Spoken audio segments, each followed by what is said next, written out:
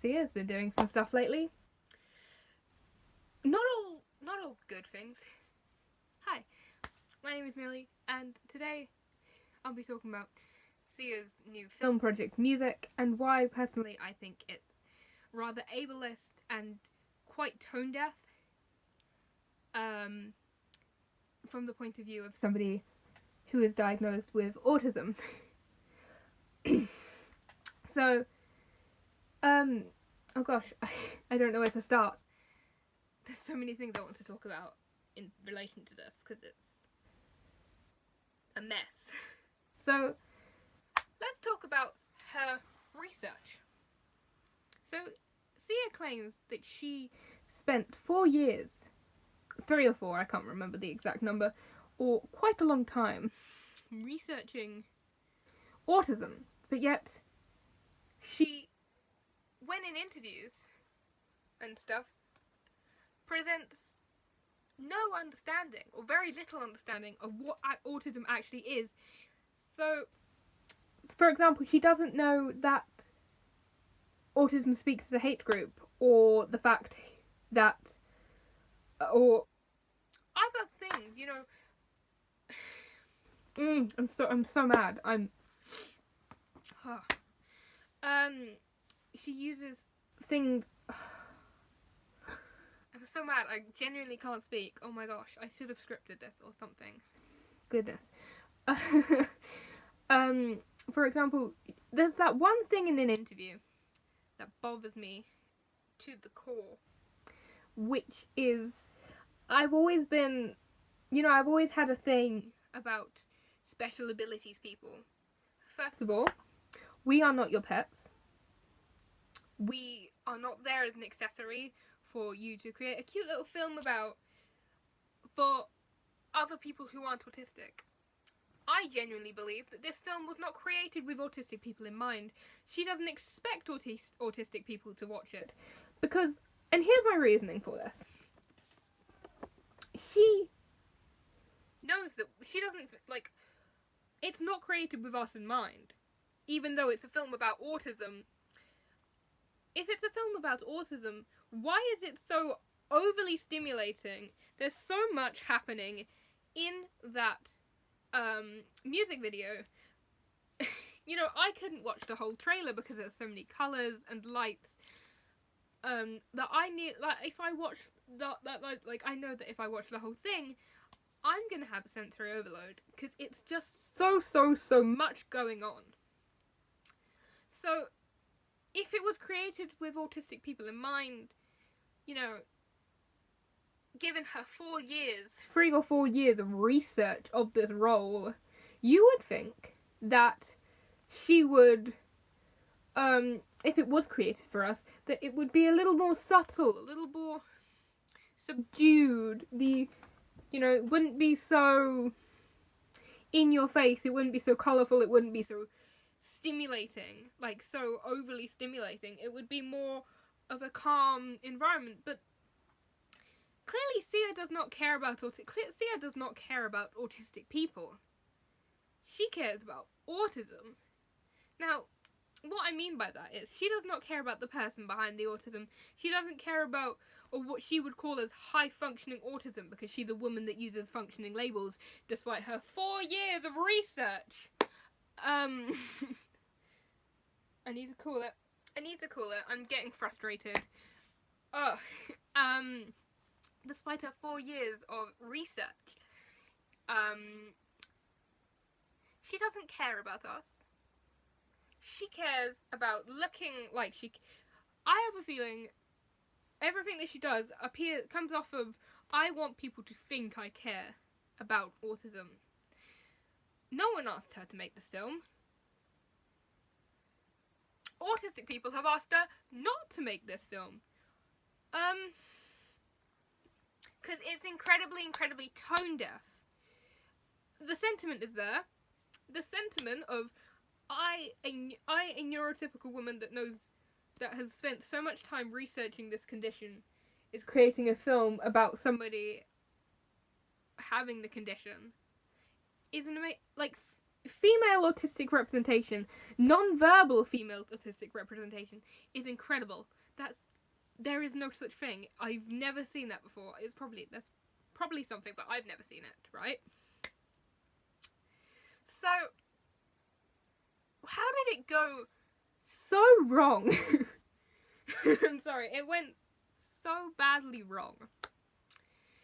And I think if somebody in a community is telling you this is offensive, you should shut up and listen to the people in that community and not be like, no, I, a woman that has never experienced any of the things that you're describing, think that you're wrong. You know, I, a neurotypical woman, think you are incorrect about your neurodivergencies. And that's where the problem lies for me. It's not about her casting a neurotypical actor. Maddie Ziegler, you know, it's not the worst. It's not the worst autistic acting I've seen. It's, you know, it's neither here nor there. You know, you can tell that she researched the role and that she has an understanding of what autism is. It just makes me uncomfortable if you've seen the trailer to see somebody who is neurotypical acting like that. It seems, I don't know, it makes me uncomfortable. But that's not to say that neurotypical people can't play autistic characters. No, I'm not saying that in the slightest. There are some brilliant autistic representation that is played by neurotypical people. Jim Parsons as Sheldon Cooper is incredible. I can't remember the name of the actor, but the guy who plays Sean Murphy, he's incredible. Freddie Highmore? I think it's Freddie Highmore. Whoever he is. The one who plays Dr. Sean Murphy in The Good Doctor. Incredible.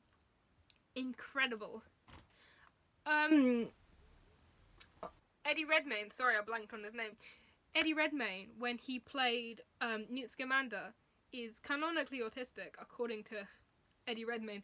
That is incredible. I love all of these characters who are played by neurotypical actors, and that's because the character is written well.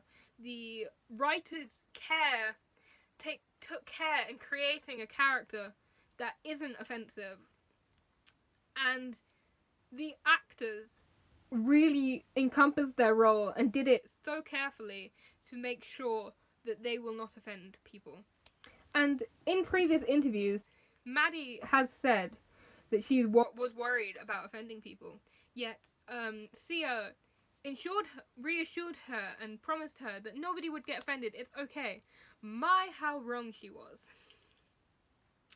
Then, there's so much wrong with the way that Sia has treated the autistic community, and how people who are neurotypical watching this film and watching the way that she treats neurodivergent people, is going to alter the way that in my opinion, it's going to change the community in one way or another. Because when somebody this famous creates a film that's so uneducated, well, it's not uneducated if she's done the 4 years of research as she says she does, that's so tone deaf and so hurtful to a community, it's only going to hurt that community, and it's going to fuel people's internalized ableism. For example, if I saw this last year, because I got diagnosed last year at age 18.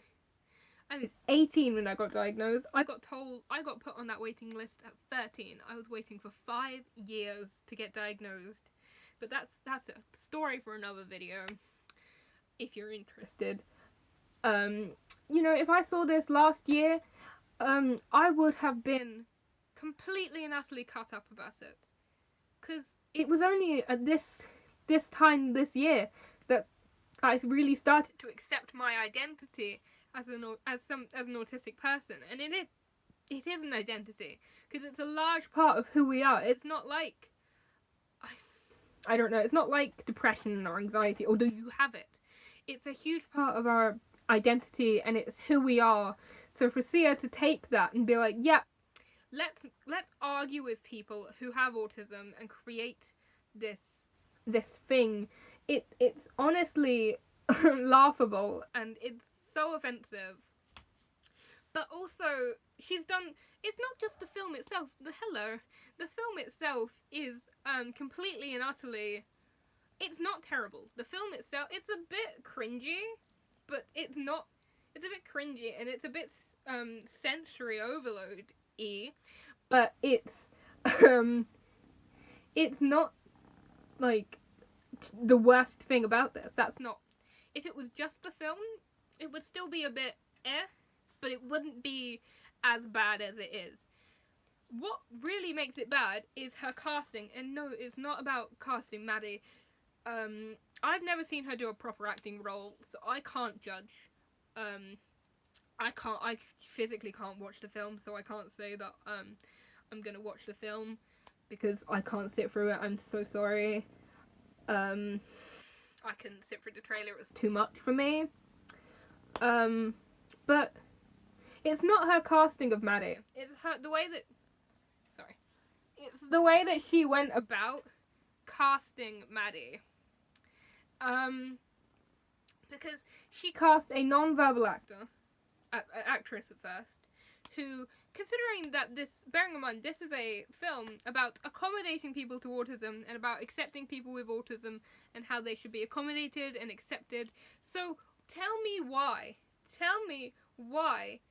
she did not accommodate her autistic actor, and instead of creating a quieter set or creating a safer environment for this autistic person that you're representing in your film, you decided to cut her and go straight, not even like auditioning like a couple more autistic people. She went straight to a neurotypical actor, and she claimed it's nepotism, you know. Oh, it's not ableism, it's nepotism. It's both. It's both. And just because it's nepotism does not make it better. That means that you're a bad person in another way as well, because you're taking roles away from you know, other people. And a lot of autistic actors have said on her Twitter, I would have played the role in a heartbeat, you know, like people slightly on a different side of the spectrum who would be more able to cope in that situation, but at the same time have autism and would be able to play the role respectfully and politely. This is Pumpkin, by the way. I've lost my train of thought. But then she replied on Twitter with things that are really rude, like maybe you're just a bad actor, and stuff like that, which is incredibly harmful. And you know, you should listen to the people that you're representing and talking about in a film, because you can't pretend to respect autistic people. Or she doesn't respect autistic people. She likes to patronize and treat them like pets, you know.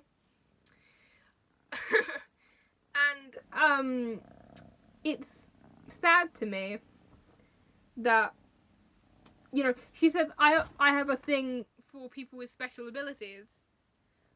First of all, she said that, oh, people call it special abilities now. I've never heard it called special abilities instead of special needs, because you know, we have needs that are different, so it's special needs. But I don't know, I'm out of the loop with that, you know. I don't go to school or uni, so I haven't heard the current phrases, so I can't comment on that.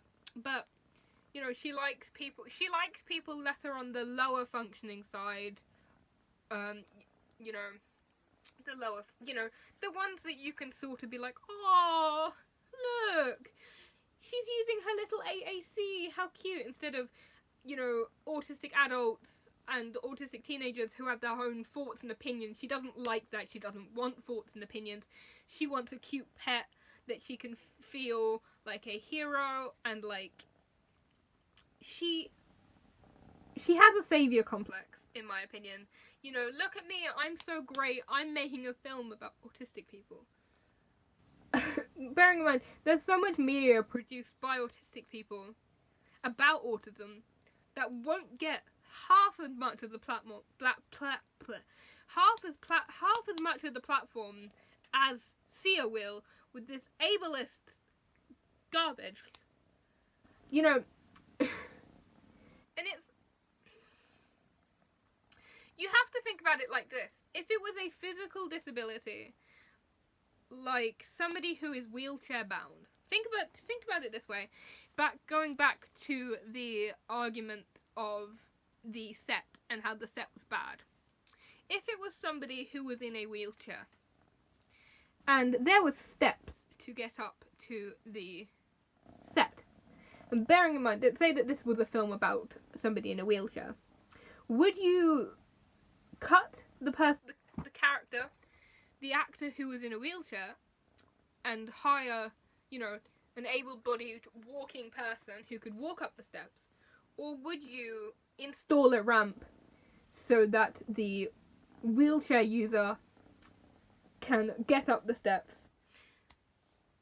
to create the film?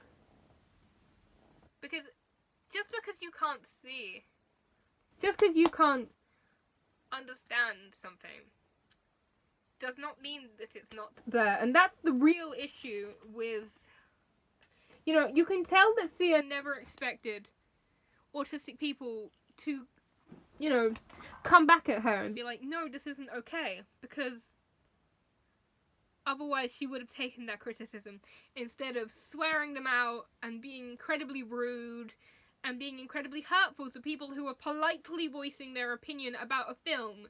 If you are talking about a group that you do not understand, you should take responsibility and apologize for creating a piece of media that is harmful. You know, there are some really, really good autistic representation. There is some really good autistic representation. This is not one of them. For example, The Big Bang Theory is terrible. It's a terrible show, but Sheldon Cooper is a very good character, and he is a good piece of autistic representation. I hear Rain Man is a good piece of autistic representation. I've never seen it. Atypical, the counselor at Netflix, still mad about it. But that was very, very good piece. But that was created by autistic people for autistic people, and the actual actors, I believe, are autistic. Don't quote me on that, I might be wrong. The Good Doctor is, I really like The Good Doctor because it shows autistic people functioning in a work environment and shows that autistic people can work, and is helping to boost that and helping to combat that stigma and help autistic people get into work and get into jobs. Sia's music is, it's complicated, right? Because some of the language used is incredibly bizarre. Like, for example, I can't think of it. It creates, like, autistic people live in, like, this rainbow fantasy world from what I've seen in the trailer, which simply, for many autistic people, just isn't correct. You know, there's so much more to autism than neurotypical people realize. And I wish that I think that if Sia put more time and effort, I know that she took 4 years, and if she actually spoken to maybe if she spoke to other groups other than Autism Speaks, it would have been a better outcome. Because yes, Autism Speaks is a hate group. Yes, it is, Pumpkin. Yes, it is. So maybe if she worked with different people, hopefully it would have had a better outcome. But we'll never know. We'll never know what could have, the film that could have been not ableist. I do think that she had genuine good intentions with the film. I think that she just executed it so horribly and so disrespectfully, and further kept digging what am I doing? Further kept digging this hole for herself when she kept arguing with with autistic people about what they should and shouldn't be feeling, because you can tell that I do believe that before this, Sia probably did not believe that autistic people had their own thoughts and opinions. Wow. Oh my god, autistic people are people as well, with their own thoughts and opinions and what they're comfortable and what they're not comfortable with. Oh my god. Because remember, guys, not all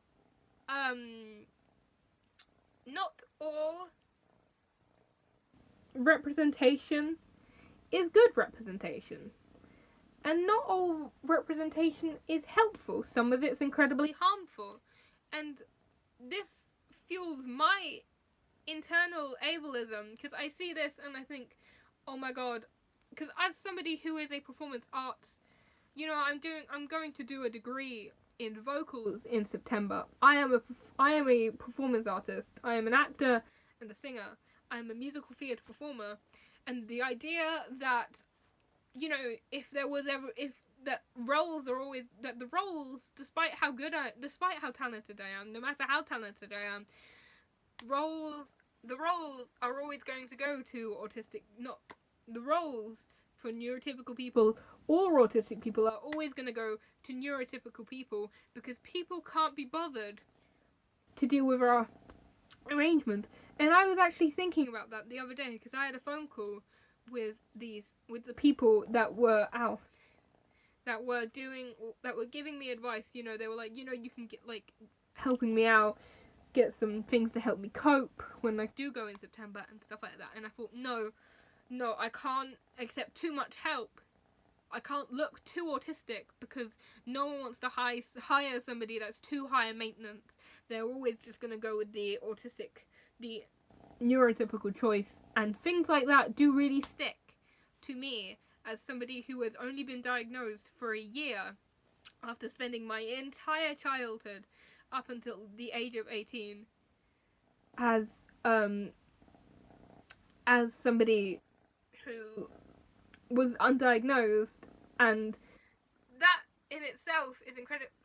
In itself is very hard, from being, you know, from being treated like somebody who is neurotypical and being expected to act neurotypical, to all of a sudden having a mental disability, autism, and all of a sudden having to adapt to that. And this community, which the online community of actual autistic people, is incredible. And if you are autistic, I suggest you reach out to you find autistic YouTubers, because that helped me greatly. And yeah, I don't know. She's gonna release it anyway. I think it's incredibly tone deaf and hurtful. That it's incredibly tone deaf, and I think it's incredibly hurtful that regardless of us saying please don't do it, she will still release it. Anyway, thank you for listening to my disconnected, weird ramble, and thank you for watching Pumpkin. I have lip gloss on. Yeah, if you enjoyed this, please subscribe down below. I'm wanting to do more videos talking about my autism, you know. I want to talk about, like, my own internalized ableism and what I learned from being diagnosed and stuff like that. So if you're interested, please subscribe and like the video, and